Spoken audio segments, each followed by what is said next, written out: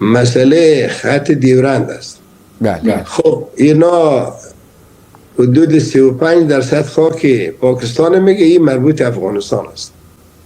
خب یعنی ریسمان کشی در بین زنا هست. مگر نیست از نظر شما آقای محقق؟ بله؟ از نظر شما مگم نیست؟ و از نظر ما ما خب متحد به می تقسیماتی که سازمان ملل متحد کرده به مو متحد هستیم دیگه. جغرافی افغانستان خود نقشش شما دیدین همون رقم برگ درخت تودواری که هست او خو افغانستان خو ما اینمی قدر میدانیم. از او 35% خاک افغانستان خب ایره خود ما قرارداد نکردیم، ایره ما خو دونان سودا نکردیم.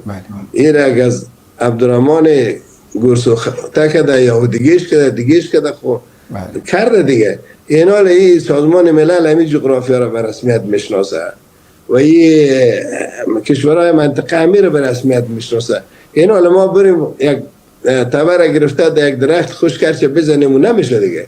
باز خصوصا هم زور خودم بسنجنه اینا که آیا زور از نا برابر هستم روی پاکستان یک کشور بسیار مقتدر اتمی است در منطقه.